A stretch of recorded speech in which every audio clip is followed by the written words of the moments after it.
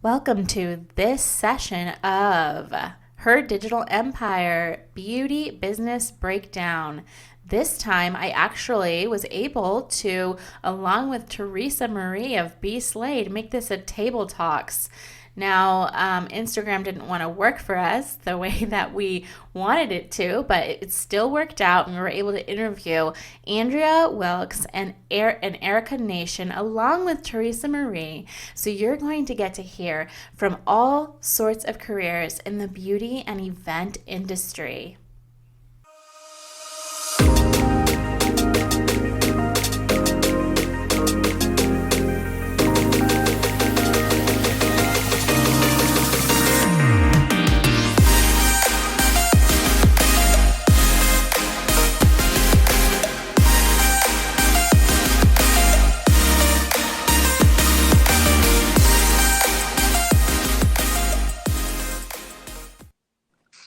Hey.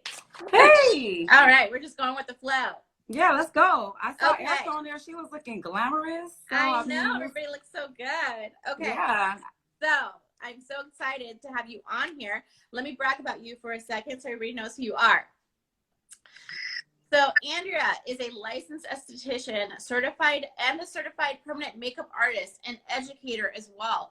She's certified in microblading, ombre eyebrow artist, which is amazing, and a certified eyelash extension artist in the Greater Bay Area. So Andrea, welcome. I'm so happy that you could join, and I'm sorry it's not in the way that we wanted, but that's okay. I'm flexible. So talk to me. You have like such a crazy background with all of the different certifications that you have. Like, what got you into the industry?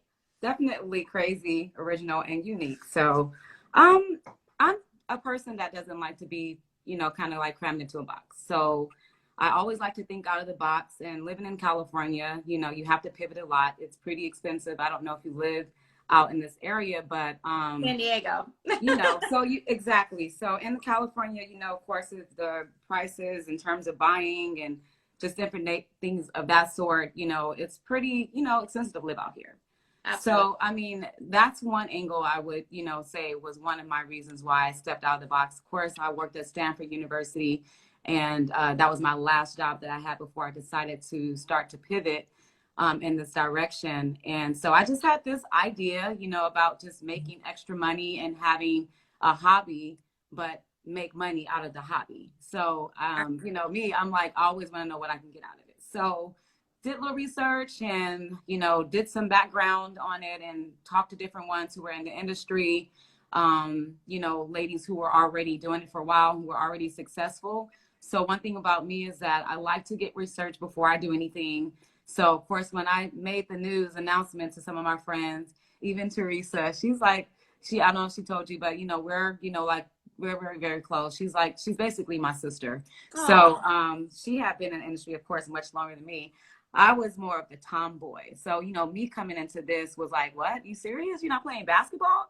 So, I'm still playing basketball, but nice. It's just a way to pivot and growing into who once you become to learn who you are and you become comfortable within yourself. So make a long story short, I made that pivot. And like I said, when I made that big announcement, everyone was pretty, shocked because they were like, how is that? Why are you leaving Stanford to do eyelashes to start with? So, and I was like, of course, I did my research. I mean, like these women probably are making more than us that's working at Stanford, believe it or not. So that's how I basically started, and it just went from there and evolved into doing permanent makeup, and so I still work, full time. So which is a good thing for me because it's crazy right now with the pandemic and all of that. So I've been able to pivot a little bit and then create some other things that I may talk about later. But yeah, so that's basically how I ended in the industry. So I love that word pivot. I use that a lot too because it's so important in business. You got to just be able to just move fast. If something's happening, like for instance, like the pandemic, nobody knew that was going to happen, and you have to pivot. Yeah. I use that word a lot. And so, like, how long have you been doing this for? I think it's been probably, the idea became ignited in 2013. So say around 2014. So I guess a good solid 6 or 7 years. Oh, wow. Okay. Awesome. So you're like a vet. You've been in this for a while. You know what to expect. You know what to, if somebody were to ask you for advice, you definitely know what you're talking about. What I do, I know what I talk about. Yeah. So tell me, because we have so many people who do what you do, who listen in on our lives and stuff. Tell me, like, how many ways, like, with the ways that you promote your business now, even like before versus the pandemic and stuff, what do you think is the most beneficial way right now to promote your business? I think still social media is the biggest platform to continue to promote. I think it's just ways of being creative and pivoting, like I was mentioning, in terms of like, because right now I'm still pivoting. I am not providing any services with eyebrows because I'm just doing it for the safety of myself and my customers. I'm blessed to be able to do that right now because I know that there are some people who that's their bread and butter, you know, from A to Z, but I do have a regular job that's able to sustain me until I can pick it back up. So at this point, I pivoted a little bit. And so I'm leaning towards, you know, and it's okay to pivot within our business, which all of us are doing. I see a lot of us women coming together, which I really think is a beautiful situation. I mean, in this industry, you know, it's super extra catty. That was like a big, you know, it was a culture shock for me.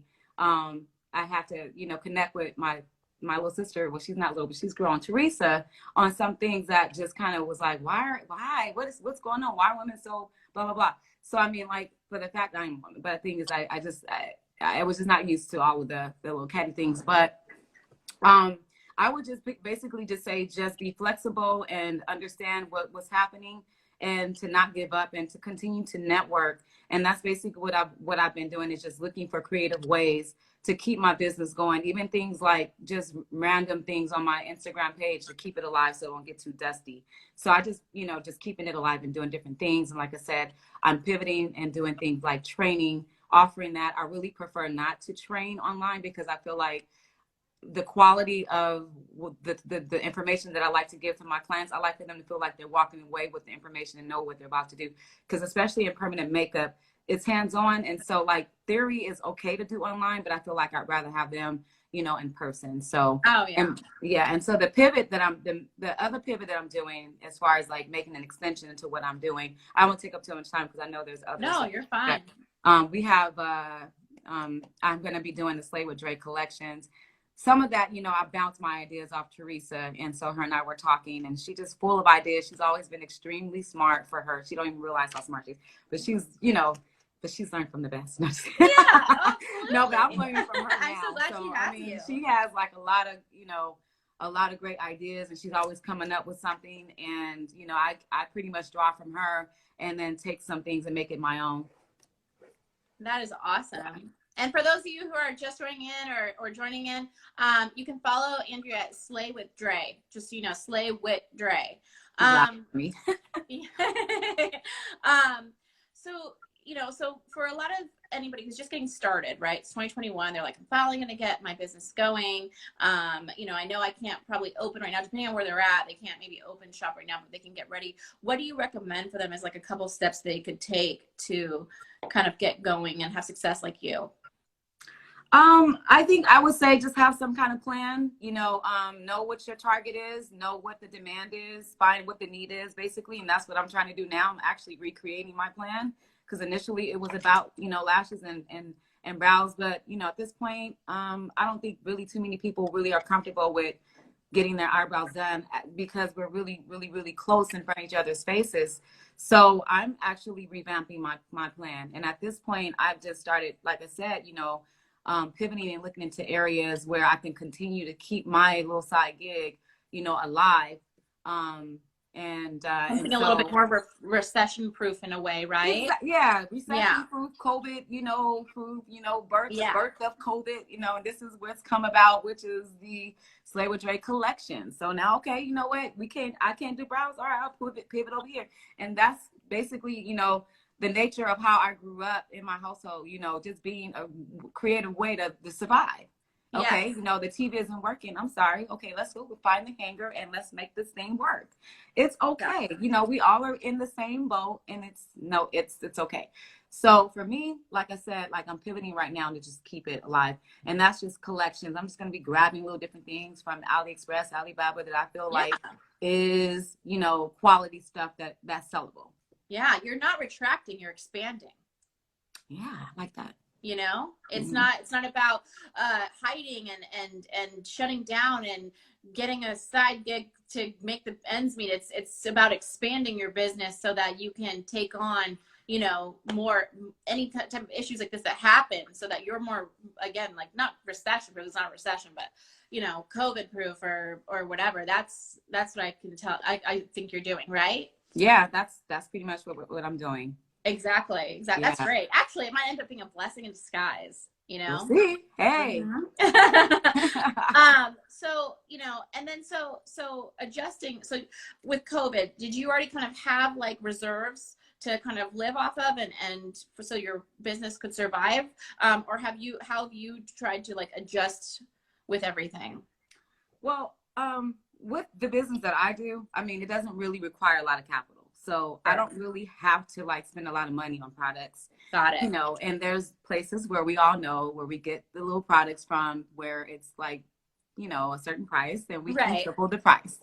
So I haven't had to worry about any overhead, any things of that nature where, you know, I've wasted money or anything like that. So yeah, you know, to your question, no, you know, the job that I have has been able to sustain me. I'm in blessed in that way, and my prayers up to those who are, you know, trying to find a way to get on track or at least stay afloat until we get to that point.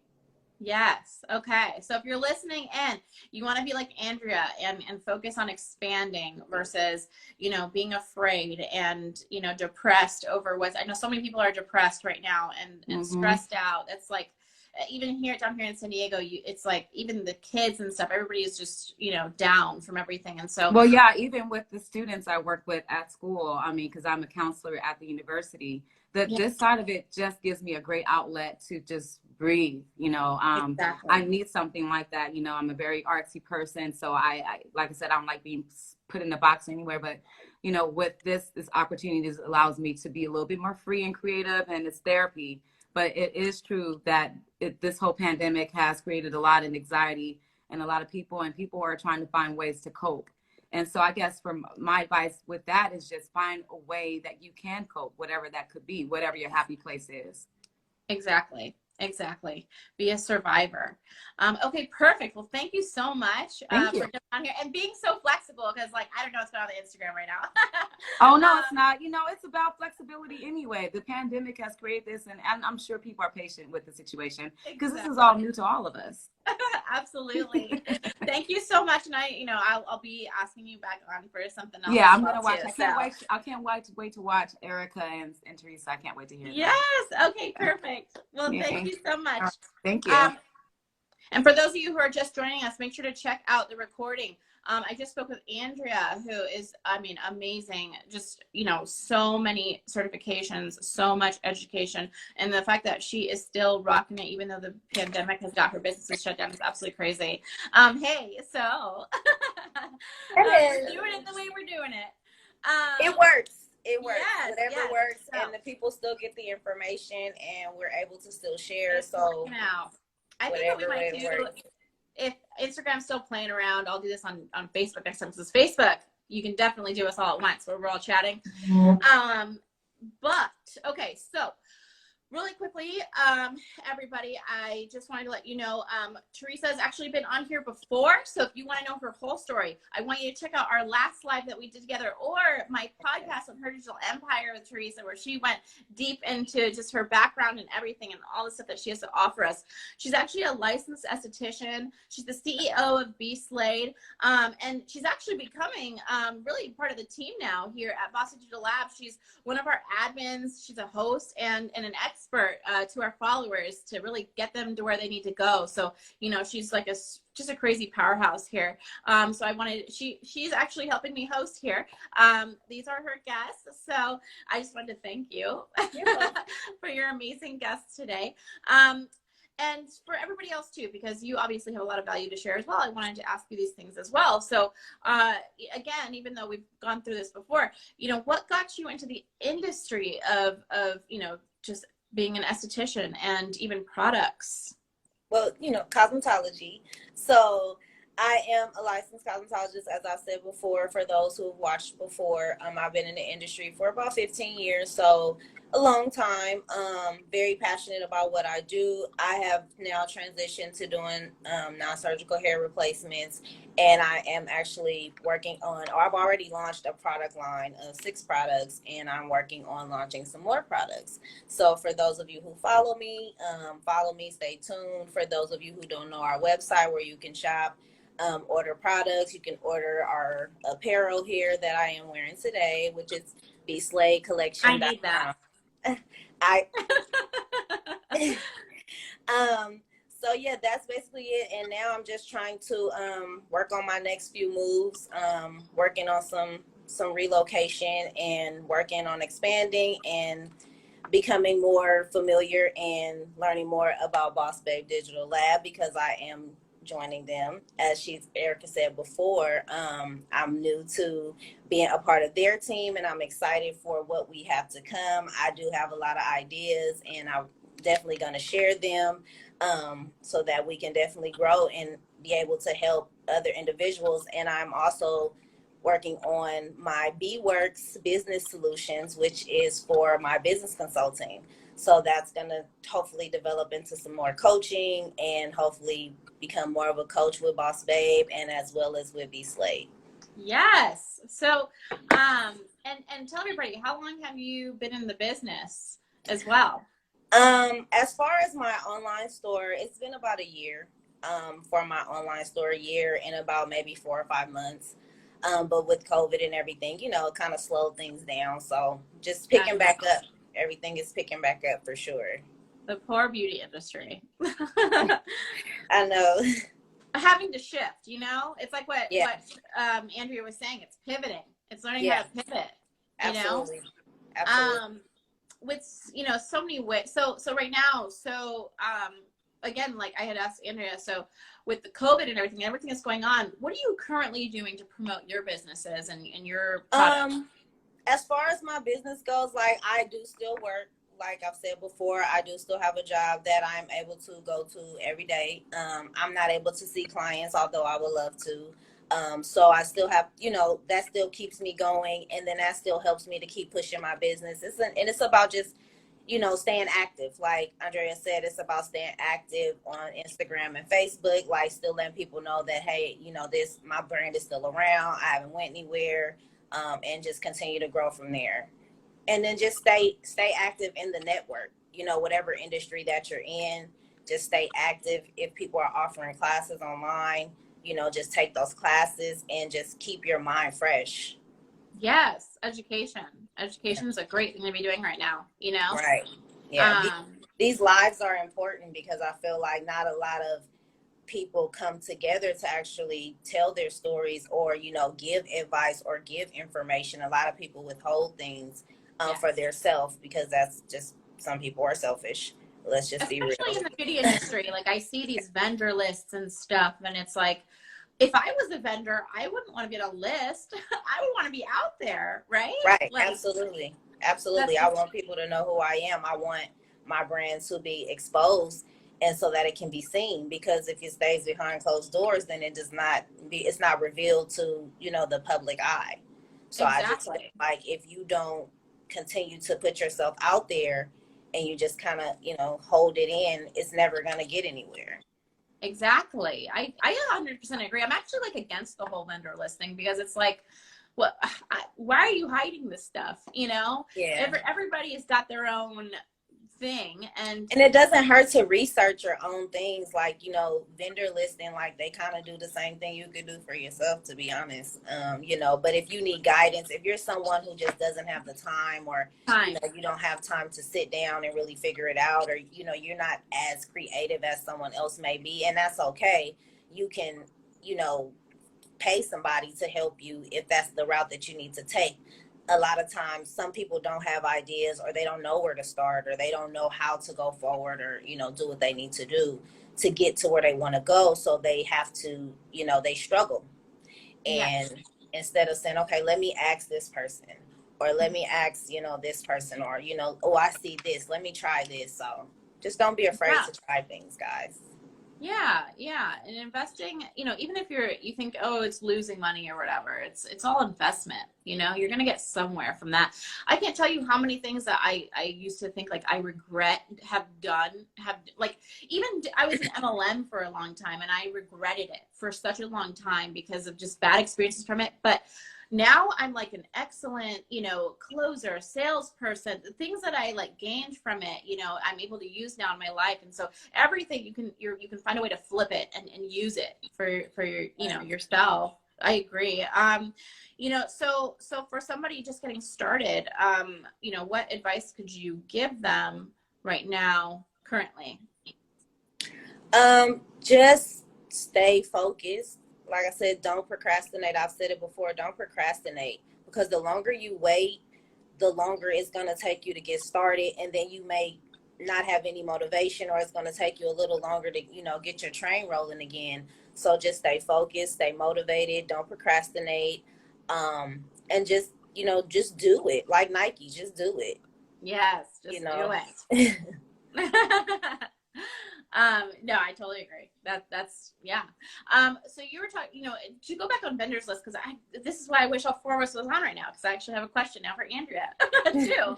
Because I know that we were just talking about vendors list and stuff, and you know, finding people. And oh, I think she's watching. Maybe she can answer in comments. But Alibaba and AliExpress and stuff, do you guys find that to be like difficult to try and figure out and find your own vendors and things like that? Is that why people typically buy vendors lists? Well, for me, no. I'm Okay. gonna say no. Like I said, for everyone it's different. You know, for me it's like you just kind of gotta go with, you gotta know what to look for. You know, Uh-huh. and I feel like if you know what to look for, you know what pricing to look for certain things, and like, you know, like, okay, this should be this much, or this should be that much, you know what I mean? Then you can like kind of pull apart which vendors you should shop with, or, you know, and a lot of the times the reviews help. Oh yeah. Mm-hmm. The reviews help a lot. The reviews do help, because that'll give you an insight on other people who have purchased from this particular company or particular vendor and stuff like that. And then it also like they have the verify stickers, like on Alibaba, they have the verify stickers next to the names, meaning this is a verified seller. Like, people, they guarantee their items or the products, and, you know, people buy from them regularly. So it always depends on that as well. And Andrea Mm-hmm. said, and how long they've been in business makes a difference as well. And like I said, that goes along with the verified sticker. If they have that verified sticker, you know, like they're a verified seller and they've been around. And can you figure out if they're the right price points based on the reviews?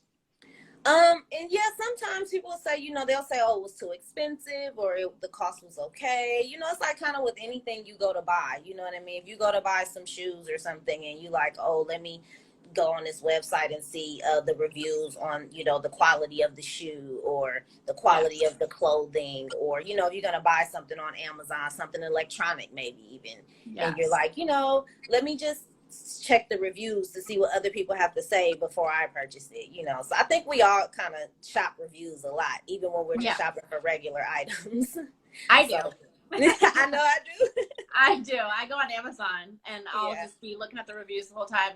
Yeah, all of it. I don't know. I'm a review freak. And it could be like 20 great reviews and then one review. I'm like, it will one throw bad you review, up. I'm like, I'm not buying I don't it. even want it. I'm not. No, seriously. No, I'm right there with you. I see one bad review and I'm like, I don't want that. Yeah. So I was just saying I actually took a risk on my backdrop, because I thought, oh, it'll be fine. Like, a lot of people said it was good, and of course, nope. Now, and honestly, that's kind of how you learn. You learn that way in business. You take a lot of risk. You do. I've taken a lot of risk, even with our labels that you created for me. Like, I've got the labels, and then I'm like, okay, I'm gonna do this side, and thinking in my head, this is what it's gonna come out to be, and then they send them to me, and I'm like, no, that wasn't what I wanted. So now I have to go and spend more money to get the correct ones now that I know. So it's just always important to please pay attention to what you're ordering, especially for labels for products, like the size and things like that. You know what that happens to, like, I'm a victim of that with, is ring lights. Yes. I've bought so many ring lights, and you know, it's like when I find a good one, I'm like, oh my God, you know. Yeah, I found a good one, but I totally agree. Yes. So, and I know we talked about this a lot last time too, but like, talk to me about how you've adjusted now. I know we talked about this last time, but even the time from then and now with COVID and things changing, how have you adjusted? Have things gotten better for you? Yeah, like I said before, you know, I told in my story before, you know, I had stopped the whole thing, you know, in the beginning of the pandemic, like it was over, like I wasn't doing it. I was just going to work and things like that. And then I turned around and, you know, got it back up. And the moment I opened it back up, you know, more doors started opening for my business, and I was attracting more clients because people were already familiar with the Beast Slade collection. So because they were already familiar, they knew, like, okay, I know this person has good products, quality. You know, I've used them before. Oh, she's coming with. So I didn't have to, like, it was more like a reintroduction. Yes. Okay. So Because it's a strong brand. Yeah. So I just kind of like fed off of that. So that's what's kind of been keeping me. And like I said, I also, you know, finances are tight for everybody, but you just have to figure out a way to budget. Budgeting is very important, especially when you're running a business and you don't have like thousands of dollars to invest, or, you know, investors and things like that. So absolutely. I 100% agree with that. I mean, any big businesses, you're seeing this with big businesses too. Doesn't matter how small or how big, you know, look at all these businesses that are just running out of cash and they're selling or whatever. So, you know, that's crazy. Okay, great. Well, I am going to go ahead and let you jump back on in the chats with us. And I want to see if I can get Erika on. I tried to right before I let you on, but it was saying she was unavailable. So hopefully she jumped back in, and hopefully we can get her on. So thank you so much. All right. Thank you, love. All I'll talk to you later. Bye. Bye. So, Erika, if you don't mind requesting to join, for those of you who don't know Erika, who haven't read her background yet, Erika is Erika Nation. She is the CEO of Erika Nation Events, and she is a wedding and event planner, and I just am so excited to chat with her. So hopefully we are not frozen. Everything's all good. You never know with these lives, guys. You just never know. Hey! Hi. How are you? I'm doing good. How are you? I am super good. Sorry about the technical craziness. I don't know what's going on with Instagram. It's okay. It's okay. We figured it out.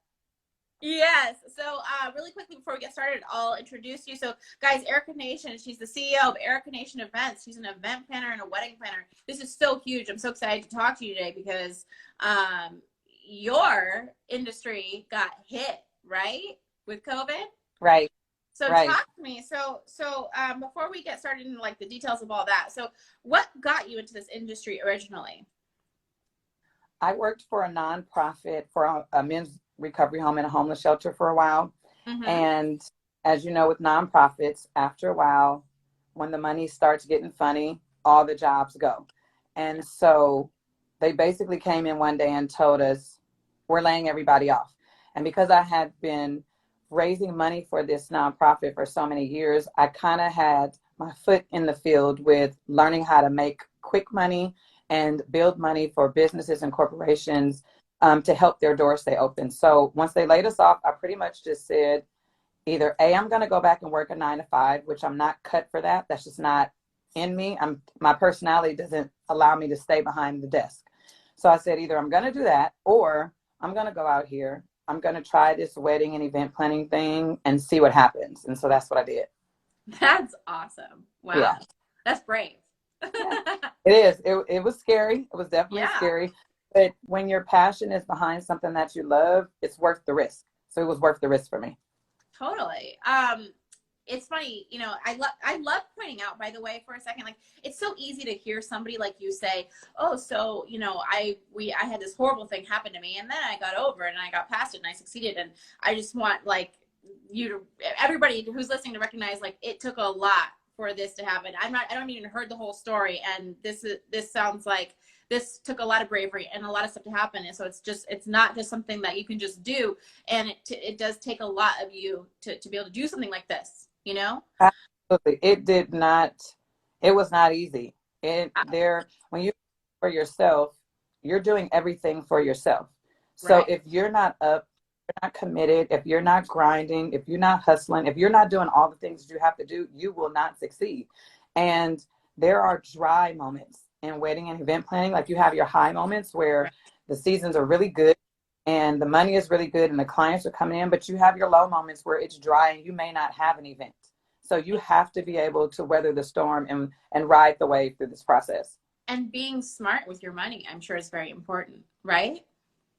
Being able to adjust Absolutely. that money. Yeah. Because you can have, like, with an event plan, if somebody hires you, you can make a nice group of money, but then you may not have an event for a while, right? That's typically what happens, especially with COVID. So, how long have you been doing this for, by the way? I started playing with it back in 2009. Mm-hmm. And then 2013, I got serious with it. Oh, okay. That's great. Awesome. So let's get into it. So with everything that's happening with COVID, and I'm sure, like, for a minute it was like a full stop, right? Because everybody was just, like, Right. canceling weddings, canceling events. We didn't know what was happening, right? So how did you get past that? And in your opinion, currently, what's the best way to, like, promote your event business? Social media is a big platform, and that definitely helps staying relevant, staying on top of it, staying in communication with your clients, old and new. Just creating space and awareness for yourself. A lot of my clients are returning clients, and I'm big on that because I make sure your experience from the first time is the best the first time. So that way, after I marry you off, then you're calling me back for the birthday parties and the baby showers and the family gatherings and all those things, because I've made you feel like I'm a part of your family basically from the beginning. So that definitely helps. Absolutely. Yeah. It's funny. A lot of people think there's a fact out there. It's that it costs you a lot more money to get new customers than it does to just keep the current ones, right? Because of all the costs that it takes to try and get a new customer in advertising and all of that. It got a little glitchy. I didn't hear everything you said. Sorry. Can you repeat one more time? No, what I was saying is what you said kind of reminded me of something that I've read. It's a pretty common fact that it's a lot more expensive to try and acquire new customers than it is to resell current customers, right? So to get to keep your current customers, they're doing the next thing, right? Right. And yeah. Go ahead. No, go ahead. No, go ahead. Oh no. If you have something to say, go ahead, say it. It's the new customers don't know you, so they're taking a gamble on you. And the other thing is, when it comes to event planning, a lot of people feel like they know what to do. They feel like it saves them money and they can get their feet wet and figure it out. They don't realize the hard work that comes behind event planning. It's not just me spending money all day and then coming in there and throwing something together. I'm thinking out the projects. I'm thinking about the relationship between the couple. I'm thinking about the different things that each client likes and doesn't like, all their favorites, all of the things that are in their personalities, all of those things I want to bring out in your event. And so there's some clients that tell you those things up front, but then there's other clients that don't tell you that, and you have to figure it out. So it's not as easy as just coming in and whipping something together as people think. It takes a lot of hard work and dedication to learn your clients and make sure that you make their vision come to life. So it sounds like you can be affected by personalities, right? Pretty easily. And you're dealing with personalities, and you have to kind of know how to deal with a lot of personalities, right? Oh, yes. And I'm sure you have a lot of divas, right? Yes, I bet. Oh, yes. Oh, yes. Oh, yes. I don't know if I could do that. You know what? I have learned to give people what I want. When it comes to a planner, I always think about how would I want my planner to be? How would I want them to cater to me and love on me? And I try to keep that in the forefront, no matter how nasty they become, no matter how aggressive they become, no matter how opinionated they become. I understand that they don't understand. It's the stress of the day. It's the stress of the event, and all of those things wrapped in one can make you be all over the place emotionally. And so I keep that in the forefront of my mind with every single client, with every single event, every step of the way. Whether we're just signing contracts for a venue, whether we are doing a walkthrough of a venue, whether we're doing a food tasting with a catering company or a cake person, or meeting with the florist, they're overwhelmed. And so they don't understand how overwhelmed they are. So it's my job to step in, lighten the load, take the burden and the emotions. And I stress my client, any client that I've ever had will tell you that I say this all the time. I want you to relax. I want you to let me do it. You hired me because I'm good at what I do, and you trust me. So you have to let me do it. We can't do it together. I can't have you micromanaging. You have to trust me. I promise you, if it's not right, I will fix it. But you got to trust me and let me do it. And then that lets them take a deep breath in. Okay. Yeah. All right, Erika, you got it. I see. Cassandra wants to know, how long would you say you should know or take time to learn your client?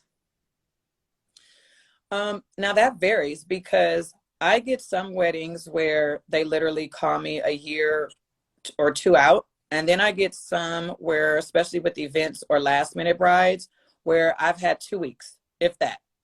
So for me, it's important immediately to learn my client. Mm-hmm. I tell them, we're going to be best friends for the next however amount of time this is. So we're going to be joined at the hip. So I'm going to ask you questions.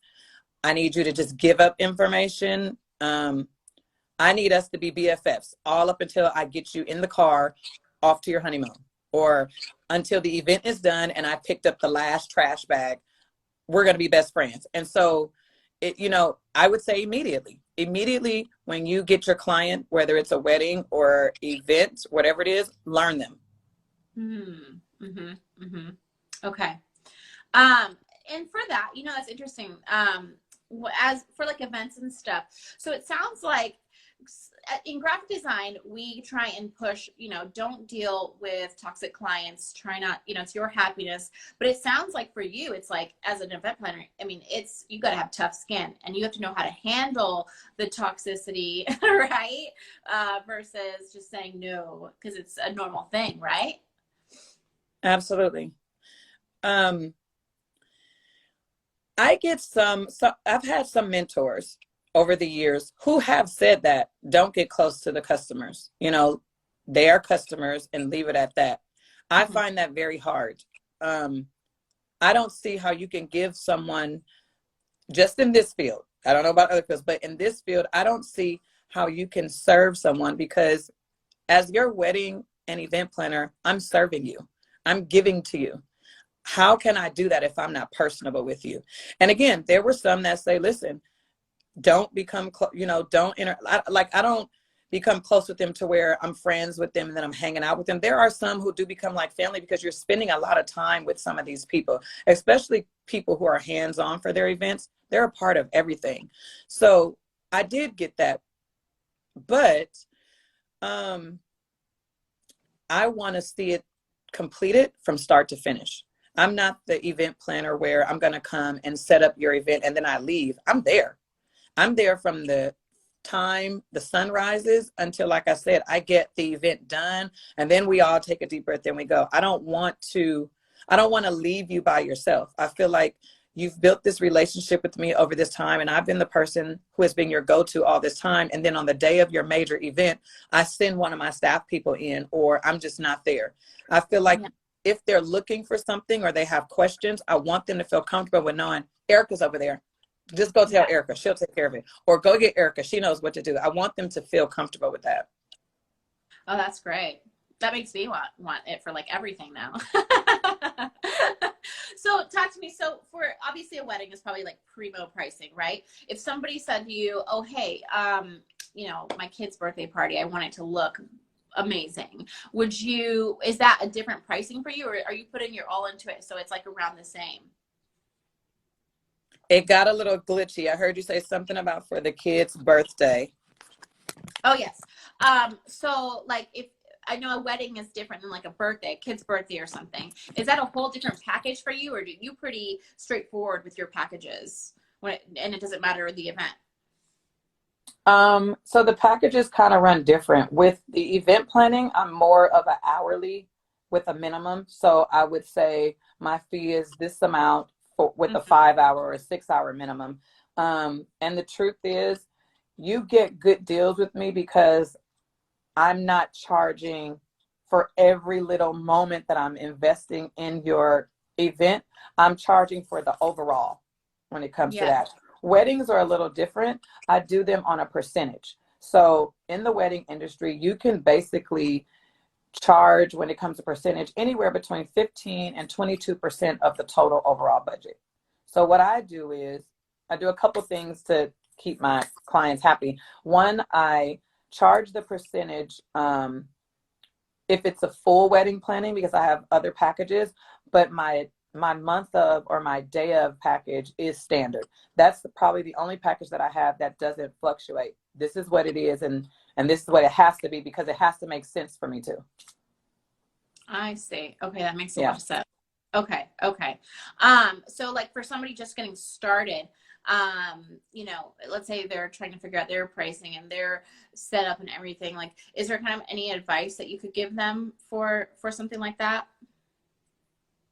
Definitely shop around with other event planners and wedding planners. Look online and ask them.